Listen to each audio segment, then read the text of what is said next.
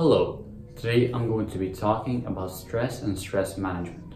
Stress is something that we all experience, and this can be a good thing when it's in low to moderate quantities for shorter periods of time. Although, when there's a lot of stress for longer periods of time, it is not good for us at all, and stress can result in many negative symptoms. Now, as I said, everybody experiences stress. And this is because stress can be caused by many things. Losing your wallet, an illness, missing a flight, or the amount of work you have to do all cause you stress. So the first thing you have to do is figure out what these things are. What are these things that trigger your stress? And once you have figured that out, figure out how much they stress you out. Evaluate how stressed you become. From there, you can manage these. So let's say that missing the subway stresses you out every single morning. Well, how would you manage that? Well, you can manage it by taking the bus instead, or waking up 10 or 5 minutes earlier so that you don't have to worry about missing the subway. However, managing these triggers might not always be possible. Let's say you have to wait in line for whatever reason, for a coffee maybe. And while you're waiting in line, you're only thinking, I have all this work to do and I'm waiting in line. This is not a good way of thinking about this situation. Maybe you can change the way you think about it. Maybe instead of waiting in line, doing nothing and just thinking about all this work you have to do today, you can plan the day, or you can read your emails. This is a much better way of thinking about it and acting about it. Another important aspect in managing your stress is learning how to relax. You need to be able to relax both mentally and physically. For example, some people like to tense up all their muscles, and such as, for example, clenching their jaw. And this is not a good thing. Some people develop a bad posture while they're stressed or start breathing incorrectly.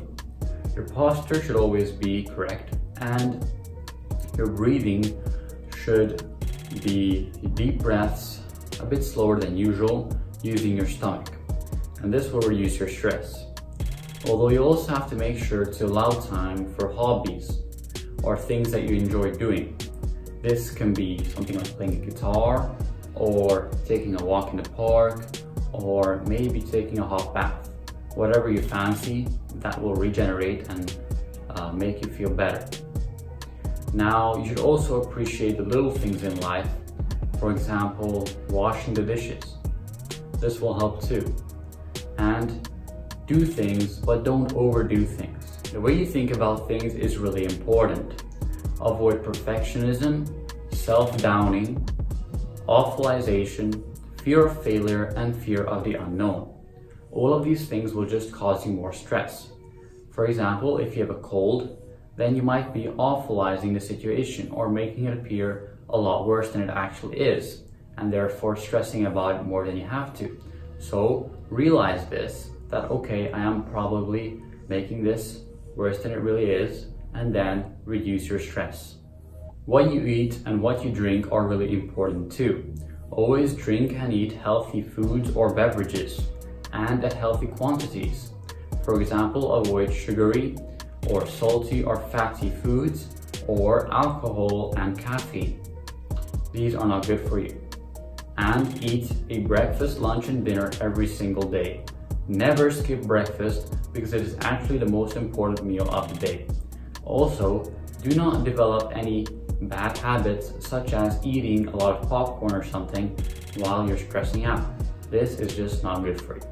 Exercise is also really important to managing your stress. You should exercise at least twice a week.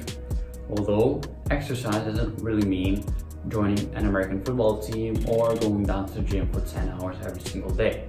Exercise can be something as simple as walking or climbing stairs. And you can do this, let's say walk around your park, or walk to school, or walk to the store and buy a cup of milk, whatever.